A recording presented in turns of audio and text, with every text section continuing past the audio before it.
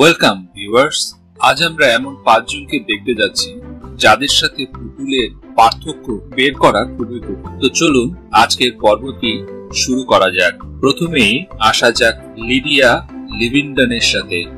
একটি শপিং মলে বাচ্চাদের আনন্দ দেওয়ার জন্য ডিজনির একটি চরিত্র এলসার মতো পোশাক পরার পর লিডিয়া লক্ষ্য করেন যে তাকে অনেকটাই এলসার মতোই দেখতে লাগছে।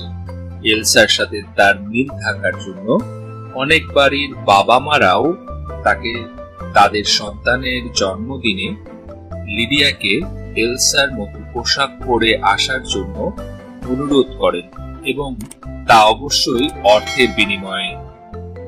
এরপর আসি মেকআপ আর্টিস্ট রিচার্ড শেফারের বিষয়। ক্যালিফোর্নিয়ার বাসিন্দা রিচার্ড ডিজনির একনিষ্ঠ ভক্ত, আর তাই নিজের অবসরের বেশিরভাগ সময় সে নিজের প্রিয় ডিজনি প্রিন্সেস বেইলের পোশাক পরে সাজতে খুবই পছন্দ করে।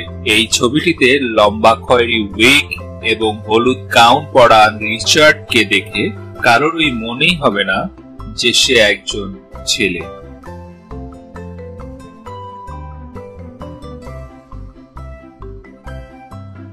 এবার জানবো সারা এঙ্গেলের বিষয়।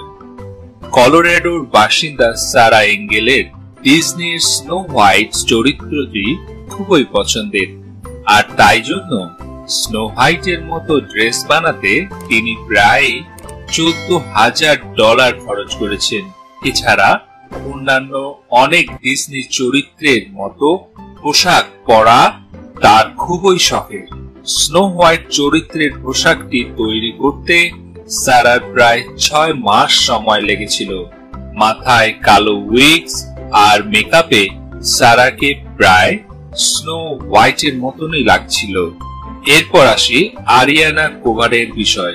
2016 সালে আরিয়ানা মিস মিশিগান হন এবং তার সাথে সাথে সবাই লক্ষ্য করেন যে আরিয়ানাকে দেখতে অনেকটা ডিজনি চরিত্র মুলানের মতো। তাদের চোখ, মুখের আদল এবং হাসি সবকিছুর মধ্যেই একটা অদ্ভুত সাদৃশ্য লক্ষ্য করা যায়। এবার জানবো স্কাইলার ভ্যালোর কথা। লস অ্যাঞ্জেলেসের বাসিন্দা মডেল এবং অভিনেত্রী স্কাইলার ভ্যালোকে দেখে আপনার ডিজনি প্রিন্সেস রূপাঞ্জলের কথা মনে পড়বে। স্কাইলারের সাথে রূপাঞ্জলের এতটাই মিল যে ক্যালিফোর্নিয়ার ডিজনিল্যান্ড স্কাইলারকে বাচ্চাদের একটি পার্কে রূপাঞ্জলের চরিত্রটি করার জন্য আমন্ত্রণ জানায়। প্রায় 15 ফুট লম্বা আর কৃত্রিম চুল আর মেকআপের মাধ্যমে স্কাইলারকে রূপাঞ্জলের মতোই দেখতে লাগলো। ভিডিওটি ভালো লাগলে লাইক এবং শেয়ার করে দিন। এরকম আরো ইন্টারেস্টিং সকল ভিডিও পাওয়ার জন্য চ্যানেলটি সাবস্ক্রাইব করুন এবং পাশের নোটিফিকেশন বেলটিকে বাজিয়ে দিন। দেখা হচ্ছে আগামীতে নতুন কোনো ভিডিওতে। ততক্ষণ ভালো থাকবেন, আমাদের সঙ্গেই থাকবেন। ধন্যবাদ সঙ্গে থাকার জন্য।